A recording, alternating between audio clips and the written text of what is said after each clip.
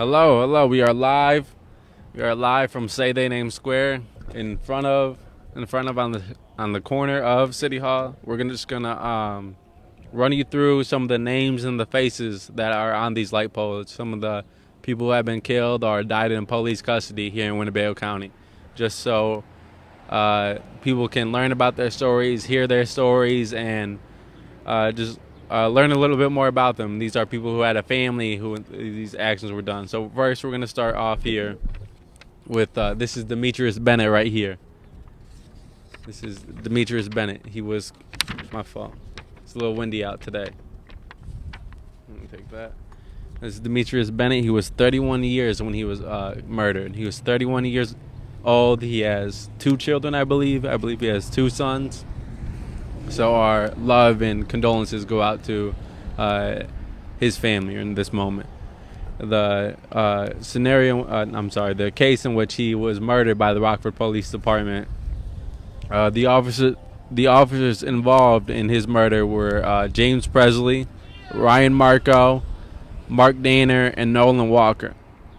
They were called to the house for a domestic situation, and once there, they got into, and all these events took place over about an hour time span, from they first arrived there to when they shot him and killed him.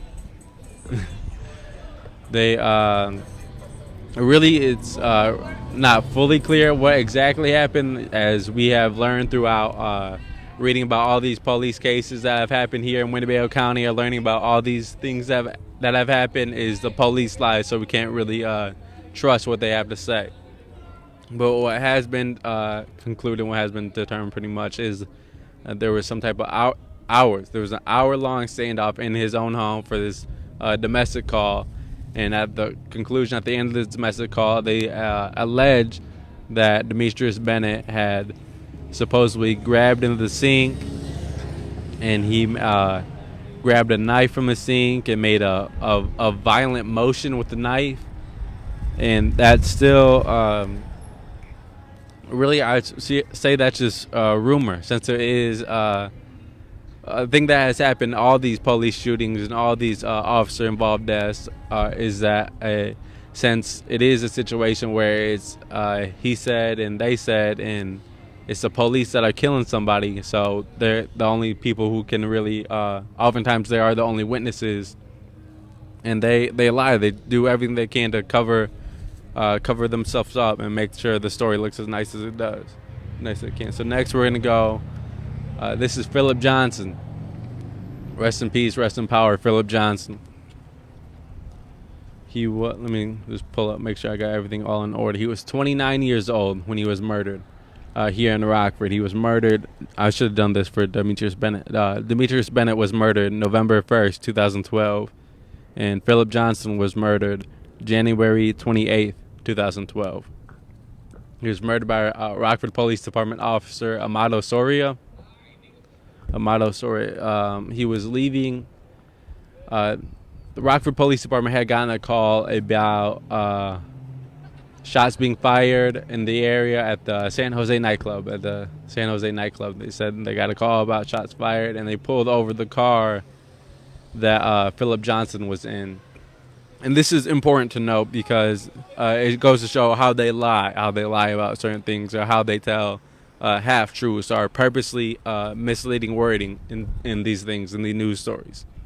The car that he was in, it was a 2-door car. It was a coupe. Is it a coupe? It's a coupe.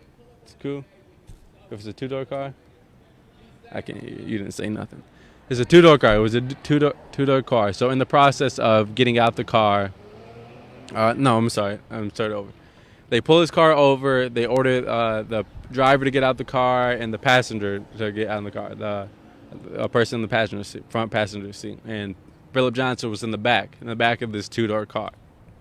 And the allegations, the story that the police had tried to paint, and the lies and half-truths that they tried to do, was that Phillip Johnson, from the back seat of this car, supposedly put the car in reverse, rammed the car into the police car, then tried to drive off. And Phillip Johnson was supposedly did this after the driver had gotten out, after the passenger had gotten out, they allege that he put the car in reverse from the back seat.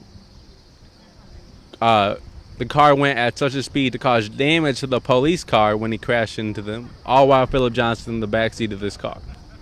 So, obviously that's just not physically possible. Obviously that's just not true. Obviously that's something that is incapable. It's an impossibility for somebody to put the car in reverse from the back seat, slam on the gas to where it would cause damage to the police car. Right. And you have to, like, a lot of cars, especially older cars, you would have had to have, like, put your foot on the brake to even shift gears like that. So what has come out through people who were there at the time, or people who were witnesses and family members, is that all Phillip Johnson was to do, as there in any two-door car that there is, there's a lever that you have to push, so the front seat can pull up and the person in the back seat can get out the car. That's all Phillip Johnson was trying to do. He wasn't posing no threat. He didn't develop some type of superpowers overnight to where he could move cars or anything. He was killed for trying to get out the car. He was murdered by Amato Soria for trying to get out of this car. And you can see how they paint these pictures to make it seem like he was in the wrong or things like that. But he was murdered in cold blood. Murdered in cold blood for being a passenger. And then we go next. This is a big one. This right here, this is Jasper Banks. This is Jasper Banks. Let me see. Make sure I got all this right. Jasper Banks. Jasper Banks, he was 39 years old. He was 39 years old when he was murdered. He was murdered January 27th, 2012 by Aaron Leemeister. Jasper was allegedly involved in a shoplifting crime over at the Target down in East State. The allegations are, these are still allegations, is that there were two women inside, and they were allegedly trying to steal some things from the Target, and that the police had the store clerk in there had called the police, and she had said that she had seen the car that Jasper Banks was in. She had seen it involved in previous situations where there might have been shoplifting. So she called the police. And when the police showed up, one of the first things that Aaron Leemeister did is he approached the car that Jasper was in. Jasper was driving in this car. And after that, after approaching the car, he had some type of interaction with Jasper. And again, we just went through how Phillip Johnson supposedly rammed a car into a police car, all from the back seat. So that's important to keep in mind when discussing or reading in these news stories, is that the police lied. The police put out the story of events that put them in the best light, that put them in the best, so they can win the court of public opinion. They approached the car, Aaron Leemeister approached the car that Jasper was driving, and the allegations is that while Aaron was standing in the driver's side door, that Jasper supposedly put the car in reverse and dragged Aaron Leemeister for about 50 feet. Then upon getting out, Aaron Leemeister got separated from the car, went to some of the shopping carts. Then Jasper Banks tried to drive away. In the midst of driving away, he ended up crashing into another car. And he couldn't drive no more. The car was stuck. So the cop comes up. And this is my fault. This is some of these are a little bit hard to read. And he shot him in the head. This was somebody who was just trying to get away, who feared for his own life, who couldn't get away. It was impossible for him to get away at this point because he had just crashed the car. He couldn't drive the car no more. And the cop came up and shot him in the back of the head. And again, something that happens in a lot of these situations is people focus more on the crime that people allegedly committed. But again, shoplifting, that's not no death penalty. You can't get killed for shoplifting. You're not gonna, if you was to go to court and you was to be found guilty of shoplifting, they're not gonna sentence you to death. They're not gonna sentence you to even life in prison, all for shoplifting. So next we're gonna go right here with Suzette Babbler. This is Suzette Babbler right here. She was, I believe, 53 years old. She was 53 years old, and she was murdered January 24th, 2009. She was murdered by Lost Park officer Eric Meadows. He's still on the force. I believe he's in the K-9 unit. Last night I seen. She was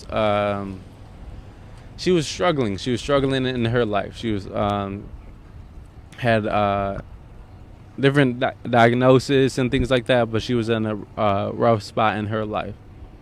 She earlier on in the day that she was murdered, she had actually gotten arrested for getting into a fight with a friend that she had loaned money to, and the police were called and she was arrested and they took her to jail. And a friend of hers went and bonded her out of jail that same day. A friend of hers went and bonded her out the same day. Suzette returned to her own home with her husband, and she was still dealing with the. I say this a lot, but every time you get put in handcuffs, or every time you just have to go through that jail experience, it's a traumatizing process. The conditions of the jail are horrible. The conditions of the old jail were absolutely horrendous. So she comes back to her own house, and she, one of her neighbors had called the police because they had feared that she was a danger to herself because she was walking around with a gun. She was walking around with a gun. So they called the police again because they feared for Suzette's life. They feared that Suzette may place some type of danger upon herself.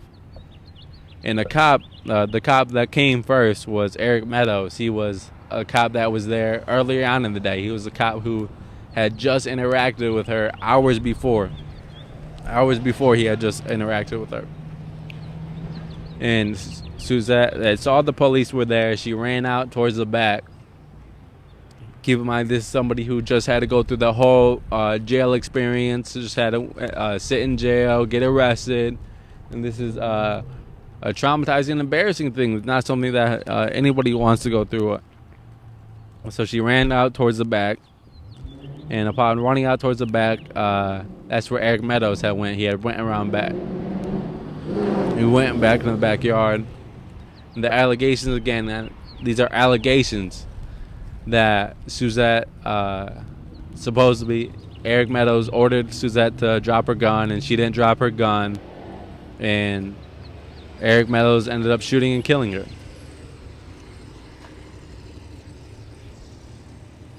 And let me hold on before I get into that. Some of the news stories that were put out after Suzette Babbler had died were they had put out stories about her having drugs in her system. It made it seem like she was some type of they try to criminalize her and dehumanize her and make people care as little as they can about her.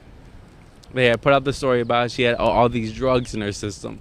And a report came out later, I think in the court proceedings, was that the drugs in her system was prescribed medication for depression, was prescribed medication for anxiety, and I believe some type of sleeping medicine. Some type of sleeping medicine. But the way that the news had put it out and the way the police had put it out, you would have thought that she was doing some hardcore drugs and that she was out of control and she was unstable, but all the medication she was taking was prescribed. All the medication she was taking was prescribed. So this next one, you got both pictures? This is Mark Anthony Barmore. I always forget if he was 23 or 24. He was 23. Mark Barmore, he was 23 years old when he was murdered.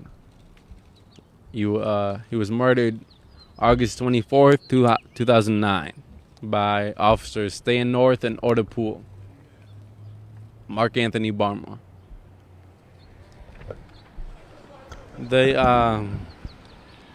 This is definitely the case that got the biggest sort of national attention, or bigger attention. My fault, I can't read. The sun's too bright, so I can't read no comments. But maybe not national, but this got one of the biggest responses was the shooting of Mark Anthony Barmore.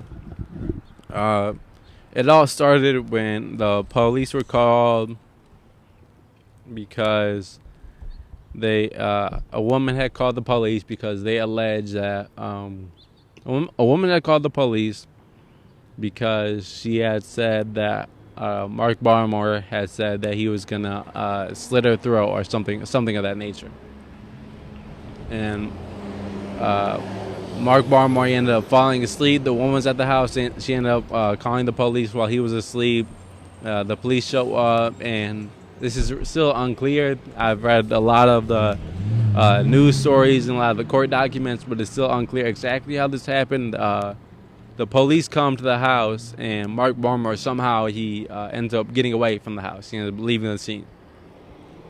Which again, leaving the scene or fleeing or anything like that, that's not a death sentence. That's not a death penalty situation. That's not something you're going to be sentenced to jail for. Resisting arrest as a misdemeanor. So to say that a lot of things people do is he should just comply. He should have just complied. He should have just done this. Nobody should be killed for that. Nobody. You're not going to die if you get found guilty of resisting. If you get found guilty of fleeing, you're not sentenced to the death penalty. But he ends up getting away, and later on in the day, I think a few hours later, he's at the church. Okay. I'm sorry. The name of the church is escaping me at this moment. But he's just standing outside this church, in front of the church. Just talking to people, talking to some of the church members, talking to some of the people who attend these mass. And upon seeing him, officers Stan North and Oda Pool, they had gotten a call over the radio that this was my fault, it's real windy, my fault.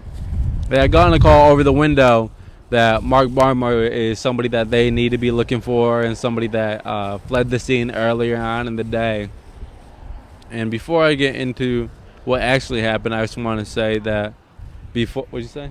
I was going to say you're looking for the comments earlier. No.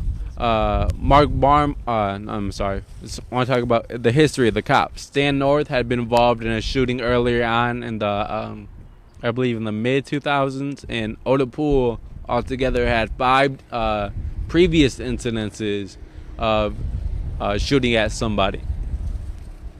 5 previous incidences of shooting at somebody Oda Pool had before this situation, before he murdered Mark Barmore. So Mark Barmore is standing in front of the church doors, just talking to some people. Then Oda Pool and Stan North, they see him, they got on the call, they recognize him, they get out their cars, and they start walking towards him. And Mark Barmore, as anybody would, and I think a lot of people have this feeling that when the police are around, when the police are present, even if you aren't doing nothing wrong, or even if you don't have a warrant, or even if they aren't looking at you, just a person in general, if police are around, I don't want to be where they're at. I don't want to be anywhere around them. So Mark Barmore sees them approaching, and he goes inside the church. And Oda Pool and Stan North took this action as some type of maybe disrespect or something like that. So they ran after him inside the church. They ran after him into the church, and Mark Barmore had ran down the aisle and ended up going down into the basement of the church. This is just sad. This is heartbreaking, disheartening. Oda Pool and Sand North, they had talked to some of the church people, some of the people that were in the church, asking where did he go, where did he go, and the people unknowingly, it's not as if they set him up to kill him or anything like that, but they, the people that were inside the church, they told him where Mark Barmore had went. They told him where he was, that he was in the basement. So officers Sand North and Oda Pool go to the basement of the church. And these are the type of, again, when I say this, I want you to keep in mind that the story of Phillip Johnson and the story of Jasper Banks and the story of Demetrius Bennett, keep in mind that the police lie. The police don't tell the truth. The police tell give misleading statements and half-truths, and to purposely persuade you to put themselves in a good light. The first story that had been put out was that there was some type of physical interaction, physical scuffle between Mark Barmore and the two officers involved, and that he had tried to grab the gun, and the gun had fell, and they had shot while they were still fighting.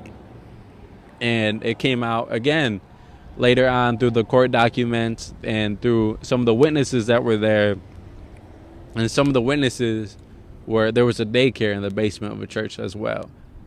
So there was active. There was kids there. There was I forget how many kids were actually in the room, but there was a daycare going on at that moment. And the witnesses there said there was no type of physical scuffle. There was no type of interactions or fight between Mark Barmore and the police.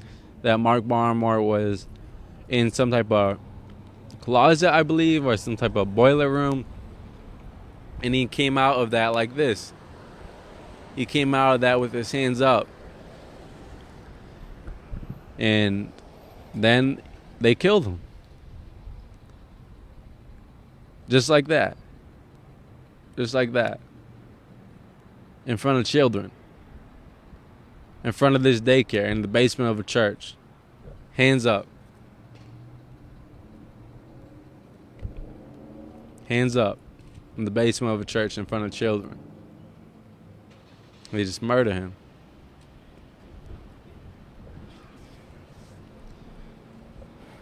Okay. So this next one we got is Jovan Fresco. He was murdered by Metro agents.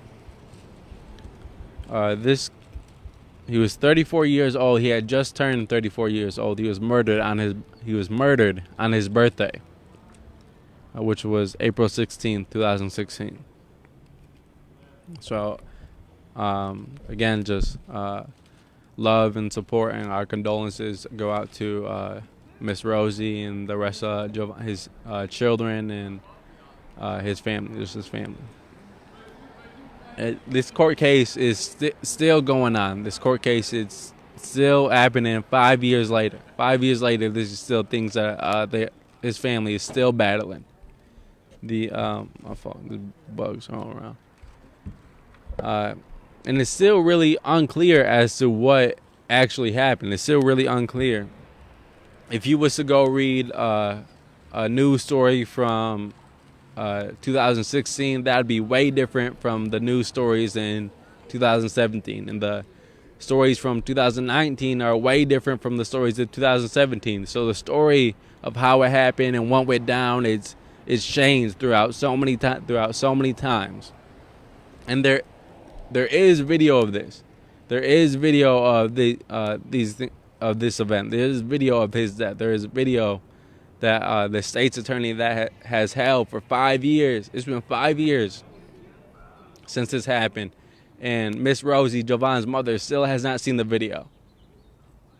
Still has not seen the video of her son being murdered. keep that in mind next time Jay Hanley gets up there and talks about how transparent he is. His mother still hasn't seen that video. It's been 5 years. So the situation behind it is that there was a report of shots fired at Auburn Manor. My fault. There's a report of shots fired at Auburn Manor. And Metro agents there, they had responded to the scene. They were just stopping people, as they do. They just harass people, stopping people, asking them for ID, asking everybody that walks by, you got ID? You got ID? And this happened off Auburn Manor property. So it's not a situation where he was walking around the front yard or nothing like that. This happened off the Auburn Manor property. And the most clear recent story that has been put out is they stopped Jovan. They asked him for ID. Jovan didn't give him ID. Just like I would be hesitant to give anybody my ID. You don't need to know you don't need to know who I am. You don't need to know what I'm doing. You don't need to know where I'm going or anything like that. I'm just walking in the street. Why do I need to tell you? Why do I need to be subjected to be getting stopped in the street and being questioned for my ID? That goes not for doing. Because you have a right to not. You don't have to give them. That goes for police too. As much as you're saying, anybody on the street or whatever. Metro enforcement is not police. However, it's important to note that even the police, you shouldn't be subjected to this kind of treatment with them. Even with the police, you shouldn't be stopped randomly and asked for your ID. You don't have to give them your identification. If you haven't committed a crime, if you're not suspected of being a crime, you ask if you're being detained. If not, then they need to stop, pressuring you or trying to tell you that you have to identify yourself or you're going to get an obstruction of identification charge with doesn't even exist. That's how we know the police lie, is because even if you have committed a crime and they're taking you downtown, they ask for your name, you still don't have to give it. There's no law that says you have to at least I can't speak for outside of the state of Illinois. I don't know if it's a federal law or a state law, but I know here in Rockford, Illinois, in Winnebago County, in the state of Illinois, you don't have to identify yourself. If a cop asks you, you don't have to identify yourself. If you're walking on the street and they pull up and they say, who are you? You don't have to identify yourself. If they say, oh, you look like you've committed a crime, you don't have to identify yourself. So for somebody who's not even the police to be trying to invoke some sort of authority that they don't even have to try and force him to identify himself was wrong in the first place. Was wrong all the, toe up from the fucking floor up. It was wrong from the jump. So this should have never happened. Obviously it should have never happened, but from the jump, when they first made contact with them, they had no right to be asking for his ID. He had the right to either conceal or deny them knowledge of his identification, and they should have left it at that, because that was his right, as long as nobody was being detained, which I don't think Metro can even legally detain anybody, because anytime they even arrest anybody, it's a citizen's arrest. So I don't think they can even legally detain anyone. So at the point where he was like, no, I'm not identifying himself, they should have left him alone, because at that point they were already harassing him.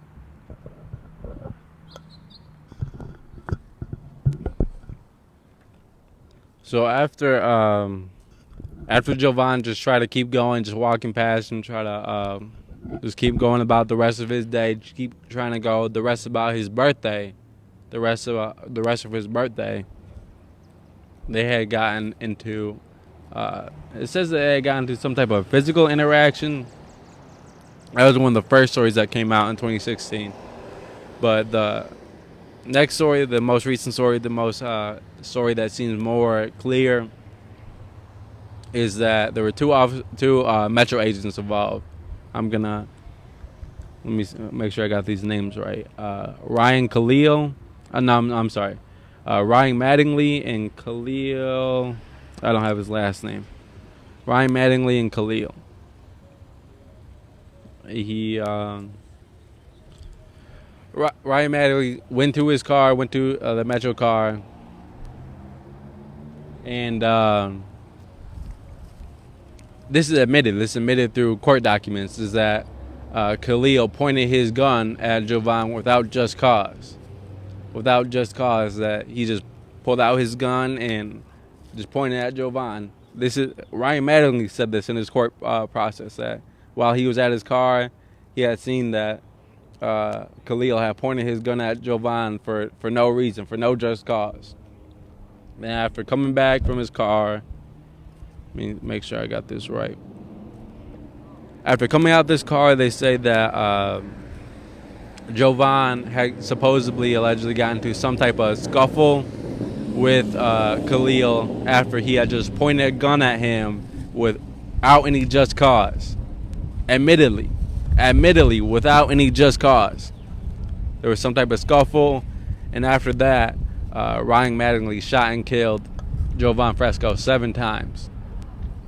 7 times. All because of my fault. I don't know if the wind is messing up the audio at all. But this is similar to why stop and frisk shouldn't be a thing. Why we don't need no police or metro agents here is that all this was over ID. All this was over because metro agents treat Auburn Manor like their own fiefdom and exert their power in any way that they can. We're gonna keep going. The next one's Gino. This is Gina Washington. He died inside the Winnebago County Jail. He died in the Winnebago County Jail on October 28th, 2019. He was 35 years old. The conditions of his death, or the reasons behind his death, they're still really unclear. It's still really unclear. The Winnebago Boone Integrity Task Force investigated his death, and the conclusion that they had made is that he died of sleep apnea. In his sleep, he died of sleep apnea. But as we've seen with Tyrus, and as we've seen with anybody else that the Winnebago Boone County Integrity Task Force has investigated, is that it's always going to be ruled justified. It's always going to be ruled justified, no matter what the situation is. It's police investigating other police. It's getting police officers that work together, police officers that work with other police agencies to investigate each other. It's always going to be ruled justified. So I cannot say really how he died, because we've seen that the police lie, and the Winnebago Boone Integrity Task Force is just another thing, just another stamp of justified. The idea that it's supposed to be independent and thorough investigation, it's just independent, non-biased investigation. It's just a couple cops talking about when they're going to justify it. And the transparency with the public was lacking, but what is especially almost gross, even, it is gross, is the lack of transparency with the family members. Of Gina Washington. And this is something not isolated Gina Washington, that whenever there is a police shooting or in custody death, is that there is no transparency with the family. They don't give them no type of new information. They don't update them. They don't keep them updated. Like I said, it's been 5 years. Miss Rosie still has not seen how her son died. It's been 5 years. She still has not seen that video. Rest in peace, Logan Bell. Rest in peace, Gina Washington. Next, we're going to go on to Logan Bell. Logan Bell, he was 18 years old. Let me put up this. I'm sorry, my fault. This is a picture of an 18-year-old boy. 18-year-old child. This is a child right here. He was murdered October 11th, 2012 by officers Jeremiah Cezerli and Phillip Stotler. My fault, sorry. This is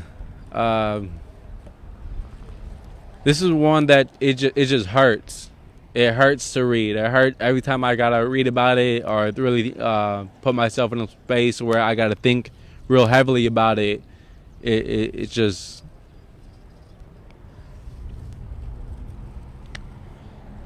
it's just a tough read. Logan Bell, he was neurodiverse, and he had I believe he had stopped taking medication that was prescribed to him.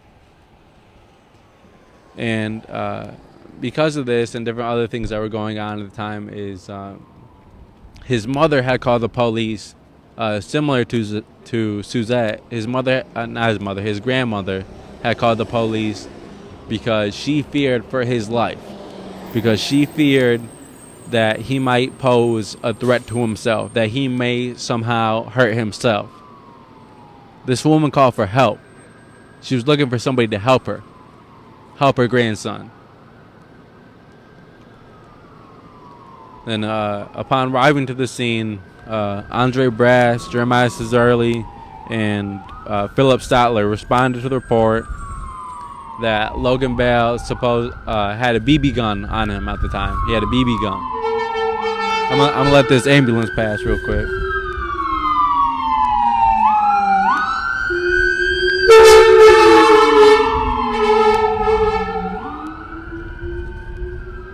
So Logan Bell's grandmother had called the police, told them that he had a told the police that Logan had a BB gun and that he might be a danger to himself. That she was scared, a woman that was scared for her grandson, that he might pose some type of threat to her himself. So upon arriving to the scene, arriving to the house, Logan Bell ran out the house and ran towards a field.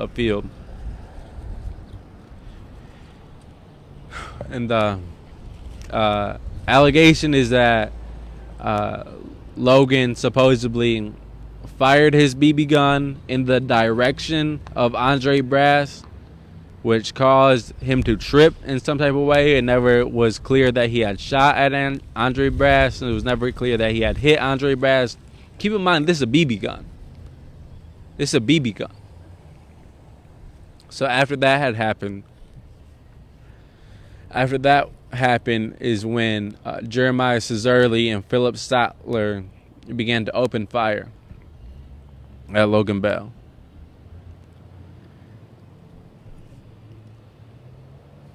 And they ended up shooting him 16 different times. And the story is how it is put in is they didn't just shoot him from afar either. Is they shot him, I believe, at least a dozen times. Then they went over to his body. Jeremiah Cesarli, who was still working today, he's on the scope team. And I believe Phillip Statler is still working as well.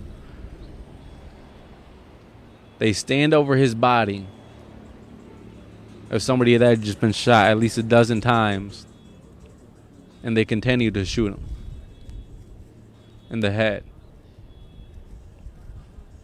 This is somebody whose grandmother called for help.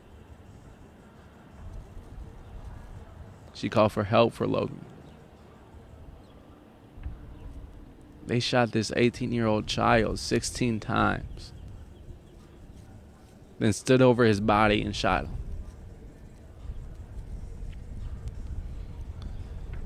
18-year-old child. So next, we're going to keep going. We're going to go on to Carrie Blake. This is Carrie Blake. He was 44 years old. He was murdered December 30th, 2018. Sure, if you can. He was neurodiverse as well, and he had, I believe, he had stopped taking his medication as well, and he was having some type of. On this day, he was having some type of episode of sorts, where the police were called on him earlier on in the day, and I'm sorry, let me restart this. Carrie Blake's neighbors had called the police because Carrie was taking some furniture out of his home and pulling it out in the street. So I don't know why they would do this, but his neighbors had called the police. And after they had arrived, police arrived at the scene, they had noted, it's in their police reports, that Carrie Blake was they had used the wording diminished mental capacity, diminished mental health. So they had noted that he was not of the best mindset. They had noted that he was not fully, not having his best day on this day. So after that, they left. Police ended up leaving Carrie alone, and he is still contending was going on this day. And in the midst of this day, in the middle of this day, he ends up taking a car that is the same make, color, and model of his daughter's. Same make, color, and model of his daughter's, and he mistakes it for his daughter's. So he gets in the car and drives away for a couple blocks. And upon realizing that there were people inside the car, Carrie pulled the car over, parked the car, let the people out, and I believe he brought the car back. And after doing that, he went back inside his own house, went back inside his own home. And the police there, the police were called again for this situation. The car had just been taken, and there were people inside the car. So the police were called again for Carrie that day. And even before this day, Carrie Blake was somebody who the police knew of. This is not somebody that this is their first interactions with. This is somebody that they had known him. They had previous interaction with him before, and they had noted in their police reports that he was of diminished mental health, that he was having some type of episode on this day. So upon getting into the house, he's in there, still acting in some type of way. And the police get there, and it leads to an hours long standoff. And throughout this time, Carrie does things in a show of peace, in a show of showing that he's not violent and showing that he's doesn't pose no threat to nobody. He had tossed a sword out of the front door just to show that he didn't pose no threat. He had thrown the keys out of the car almost peace offerings, almost like waving the white flag, almost like waving the white flag. I don't pose no threat. I don't want no problems. But this leads to an hours-long standoff. So, and at some point, the family gets told they can't have no type of communication with Carrie. My fault. Damn, the wind's picking up. The wind's really picking up. So at some point, in the midst of this hours after it had been hours into this standoff, the family has said is that everybody was standing around, that the police were just standing around, that there wasn't no back and forth conversation. But somebody had gotten the call, and from the conclusion of that call is police officers, they started moving. And that's when they decided that they needed to go into the house. So let me make sure. Upon going into the house, Matthew Krantz, who was covered in his squat gear, was covered in his riot gear, had snuck around the back door, and there was another officer in him, and I forget his first name because there's two gullies, but at one of the gullies, I forget which one it was, but one of the gullies had the non-lethal force, and Matthew Krantz, who was covered in his SWAT gear, with a shield and everything all geared up, had the lethal force. So you would think that the non-lethal force goes in first. You would think that one of the gullies will go in first, and that Matthew Krantz would follow behind. But that's not how the situation went down. Is Matthew Krantz took the lead. Matthew Krantz went in first. And again, keep in mind that police lied. That they allege is that Carrie Blake has some type of pipe or pole and swung the pole towards Matthew Krantz, who was covered in his SWAT gear, who was all geared up, who I don't think some type of metal pole, whatever that may be, would pose no real life-threatening threat to Matthew Krantz, who was the officer carrying the lethal force. Who was carrying his own personal weapon. His gun that he had bought. And after they allege that Carrie Blake had swung this type of pole in the direction of Matthew Krantz, is when Matthew Krantz shot him and killed him. Shot him in the head and killed him. And he fought to keep that gun. He did everything he can to make sure that he got to keep that gun. That's just sick.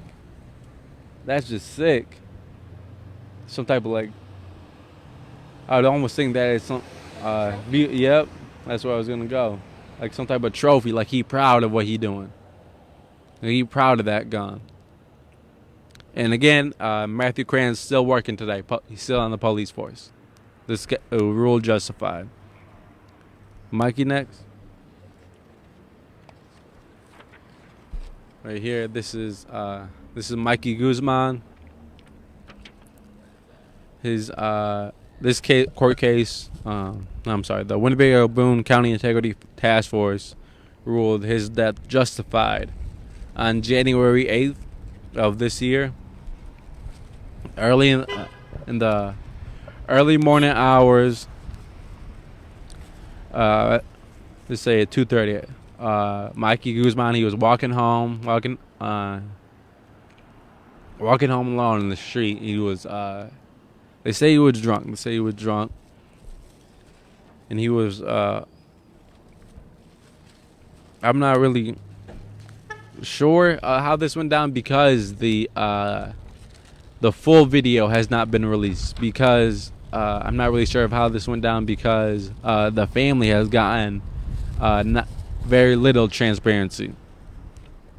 But somehow Sawyer Kurth, who was a South Beloit police officer driving a South Beloit police car, ran Mikey over and murdered him.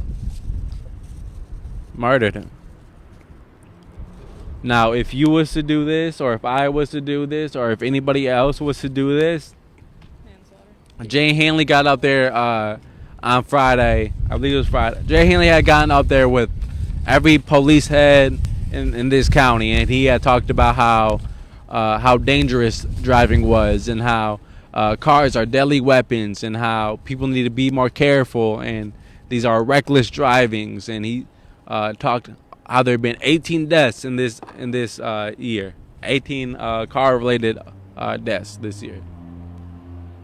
But he ruled the death of Mikey Guzman justified. If I was to do this, manslaughter.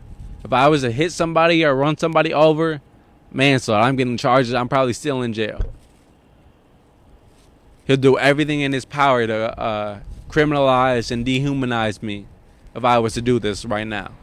But since Sawyer Kurth had a badge, and Sawyer Kurth was in a police car, driving his police car, it was ruled justified. We're going to go to Eddie next.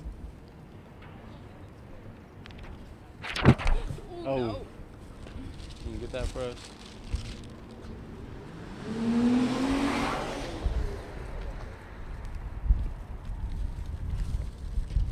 My phone. Real windy day.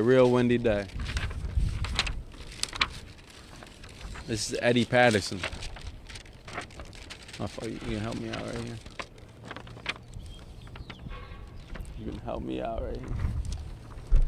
This is Eddie Patterson. Eddie was he was driving his car, and he was pulled over by Jamie Cox, and I believe they had said a sticker. I believe, if my memory's correct, they had said that maybe an expired sticker or something. And since there is no clear video of this, it's still unclear. It still is unclear of how exactly it went down. But what has been said so far is that Jamie Cox had pulled Eddie Patterson over. He had went up, talked to Eddie. Eddie had supposedly gave Jamie a fake name. Jamie Cox went back, ran that name, went back to the car, confronted Eddie about using a fake name. Eddie gave him his real name. Then Jamie went back to his car. And upon coming back to the car and standing in the doorway is when Eddie Patterson supposedly tried to drive off. Keep in mind, they had alleged that Phillip Johnson had supposedly put the car in reverse from the back seat and drove in reverse from the back seat. So they not above lying. They not above misleading. They're not above telling half truths. And upon driving away, Jamie got stuck in the car door. And this is why I say it's unclear, because bullet holes that Eddie Patterson has are through his back. Eddie Patterson got shot in the back. So I don't know how that would work if somebody's stuck in the window or stuck in the door and Jamie was in a position to where he could shoot Eddie in the back. That don't seem right. I'm not sure how that could happen. And Jamie got stuck in the door, and Jamie was supposedly trying to shift the car, but he was stuck. He was stuck in the door, and the car ended up driving off, and I believe it hit a tree. And Eddie had died before this. Jamie Cox had died due to the impact of the crash. But again, this goes to show that nobody should have died in this situation. Nobody should have died. This is all because of a sticker. All because of a sticker. Nobody should have died in this situation. Nobody.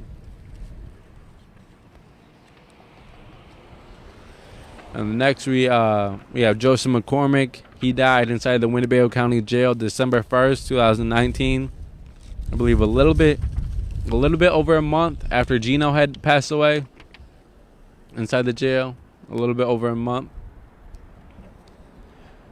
And again, the conditions inside the jail are absolutely horrendous. The conditions inside the jail are horrible. They're terrible conditions, almost cruel conditions. And again, it's a theme to these. It's lack of transparency from the Winnebago-Boone County Integrity Task Force. Not just with the public, not just with the media, but with family members. The task force had ruled that Joseph McCormick had committed suicide, that he had hung himself inside the Winnebago County Jail. And his father has came out since then and said that his last phone conversation with his son was that of his son being happy and his son saying, I'll talk to you tomorrow. His son saying, I love you, I'll talk to you tomorrow. I'll talk to you tomorrow. So his father has came out and said, oh, my son wasn't suicidal. I believe he had to call the jail a place to die. I can't disagree with that. Because I've been inside the jail and I've seen how little care there is from from the nurses inside the jail. I've seen the way that these guards act towards the inmates. I've seen how just how cruel and how horrendous these conditions are in the jail. And go on to the next one. We got Shannon. We got Shannon Graves right here. This is Shannon Graves. Shannon Graves died. Let me see. Shannon Graves was 29 years old when he died. And he was murdered on June 25th, 2008. My fault. He was murdered June 25th, 2008 by Officer Brian Prine. And while I'm saying this right now, Brian Prine was named in the assault of Denzel Duvant. I was going to say that real quick. The police were called for an alleged domestic situation. Upon getting there, make sure I got this right. 5 police officers responded to the scene. Once they got to the apartment, Shannon ended up running away from them because I can't speak to his mindset, but we've seen what the police do. Police have terrorized people in this city for decades. What they designed to do. How many people have they beat? How many people that's faces or bodies have been similar to Denzel Duvant? Or how many? There's been 52 shootings here in this county. So when people run, it's because they fearing for their life. They fearing from their life. So after Shannon had Brian Prine ran after him. And again, this is somebody who police knew. They knew who Shannon was. Shannon had different interactions with them in the past. This wasn't something where, they don't know him or they don't know who it is really. They knew who Shannon was. They knew him. And Brian Prine chased after him. And he tased him once. Tased him the first time. Then the allegation is that Shannon supposedly continued to fight. So, as a result of that, Brian Prine tased them 2 more times. Tased Shannon Graves 3 different times that day. And just to relate this to a national level is something that happened in the death and the murder of George Floyd. Was they the police had tried to paint it as if he had died due to adverse effects of, was it fentanyl? Mm-hmm. If you didn't get shot by the police and you died in police custody, they put out a story that you died of adverse effects of cocaine. That's something that has been consistent throughout all these cases, is that if you died in police custody and they didn't shoot you to death, they're going to put out a story saying that you died of adverse effects of cocaine. Every single time. Everyone. That's their story. That's the story they go with.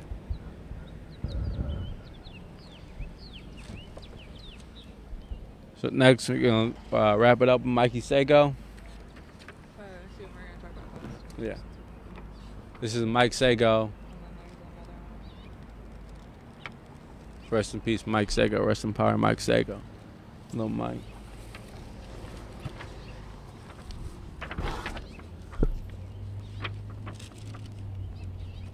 Mike Sago.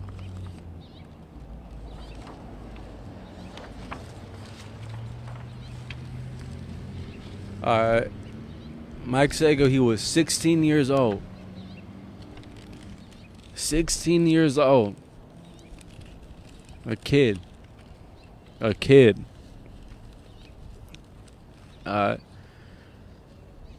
Before I get into what happened, it's important to talk about, whenever you talk about Mike Sago, I think it's important to talk about Lamar Coates, and it's important to talk about Desmond Bellman, and it's important to talk about Brandon Sago.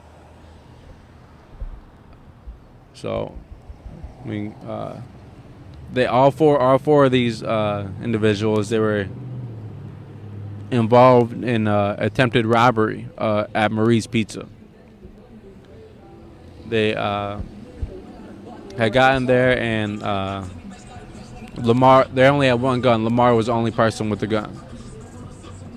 They had gotten there. They had went inside. It was all hooded. They had told I can't think of his first name, but I know his last name, Tarara. He was getting the money. Then Frank Pubjecki, he was in the back. He was an off-duty cop, just in the back, this regular customer. I don't know what he was doing, really. I don't know. I'm not really sure why Frank Pubjecki was there. But the one that was armed pointed the gun at Tarara, and Tarara had kept a gun in his pocket. He had kept a concealed gun in his pocket. So after it was loud, Frank Pubjecki came to help, and they had gotten into some type of scuffle, some type of wrestling match, where Frank Pubjecki tried to grab the gun that Lamar was carrying, or there was a scuffle over the gun that Tarara had as well. And the conclusion of that was Lamar ended up losing the scuffle, and Frank Pubjecki ended up getting control of the gun.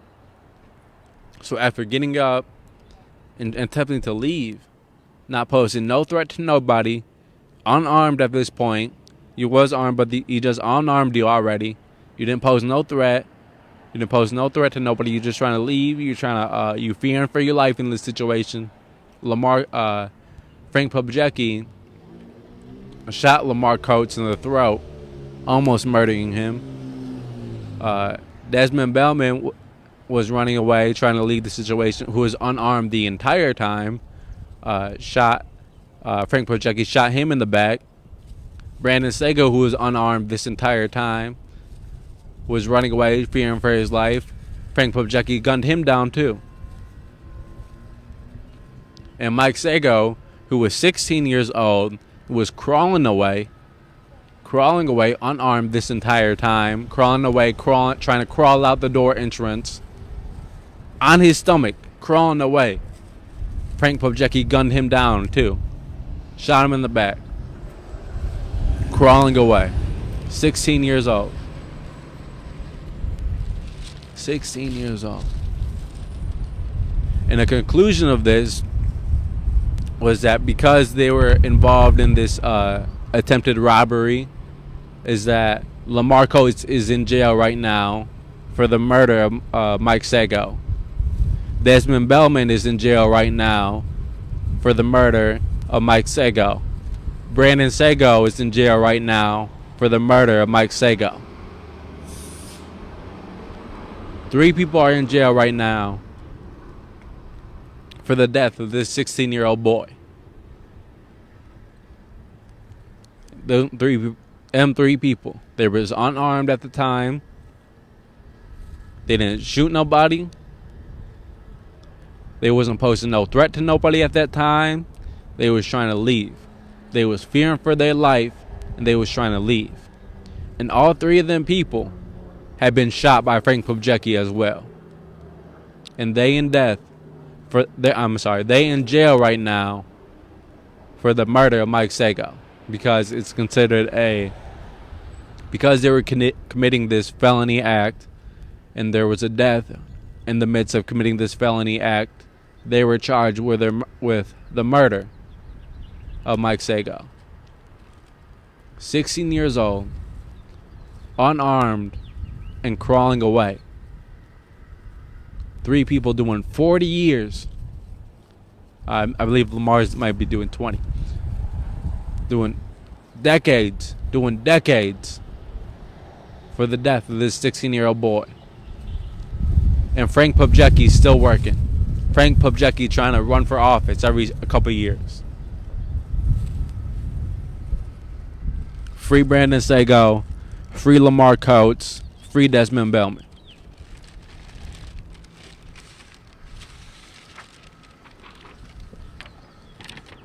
Then right here, this new memorial is going to go up of Faustin Guaitigo.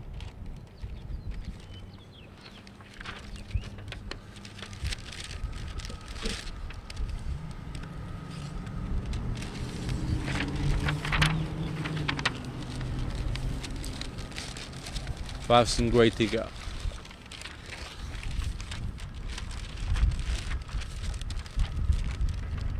Faustin, I believe he was 27 years old. I believe he was 27 years old when he was murdered. Winnebago County sheriffs responded to the scene of a domestic call. Upon getting there, their first interaction, their first time that they was there, they had attempted to arrest him. Or not even really attempted, not even really, I can't even say they really tried to arrest him, because it was more like a pushing match, really, the first time they came there. Well, he said he just wanted to talk. Well, he said he just wanted to talk. We're trying to be this. But then he ended up leaving. He ended up leaving. And then I believe Faustin ends up leaving as well at some point. Then he comes back, and the police are called again that, Faustin's here, Faustin's at the house. And upon them getting to the house, Faustin goes back inside the house, and they have some type of, this is off camera, they conveniently didn't put this part into their video that they released, is they had somehow gotten the key from the widow. From the widow. They put part of it. They put part of it in the video. In the video of them just asking, "Oh yeah, you got that key?" And yeah. So here you go. Yeah, they put part of it. They somehow get the key from Rose, and then upon getting the key, they go inside the house, and they one of the cops goes into the kitchen, and the cop carrying the lethal force. He opens the door to the stairs, and he sees Faustin going up the stairs with a pipe of some sorts. And keep in mind that it's a bunch of cops on this scene. It's a bunch of cops with non-lethal force and lethal force. And there was enough time right there where Faustin just keeps walking up the stairs at a steady pace, And they yelling, drop it. And before he even get to the top of the stairs, they start shooting.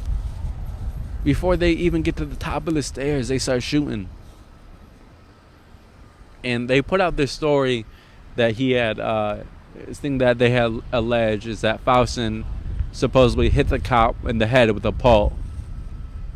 In the video release, they released all these different angles. I can never see the angle of which he's supposedly hit with a pole. I can never see the angle in which somebody, Faustin Guaitigo, has enough power after being shot, after being gunned down. I can never see that full angle where Faustin Guaitigo supposedly hits this cop in the head. All these videos, there's not one angle of it. All these videos, there's not one clear view of it.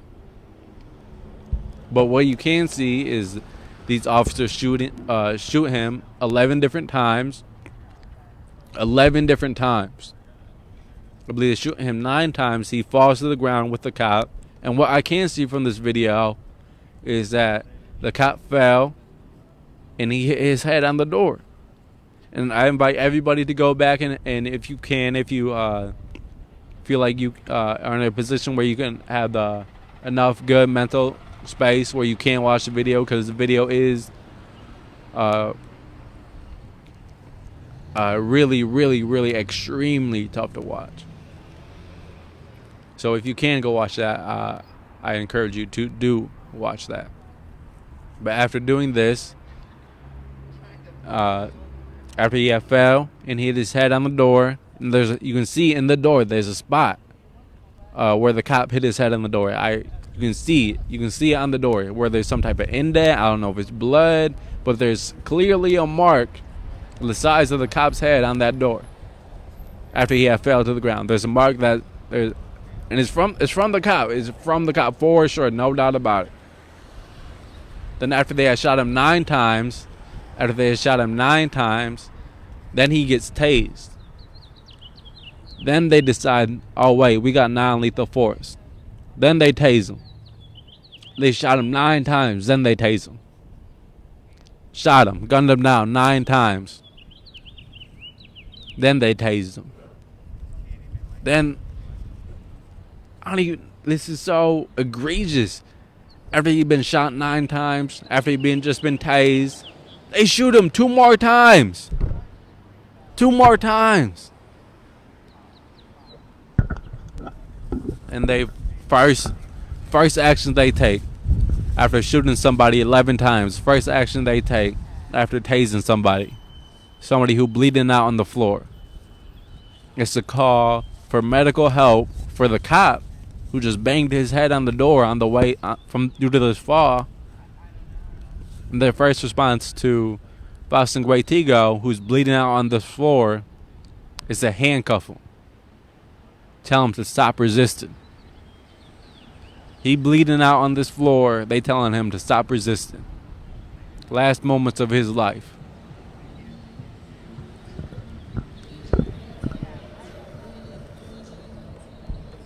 So, despite the actions the city has done, despite the city trying to profit off these memorials, despite the city trying to go through and make some type of money off these people, it wasn't enough to exploit them in their life. They exploit in their death. They exploit in photos of these young people. These memorials are gonna stay up. Each one. Each one. Each one.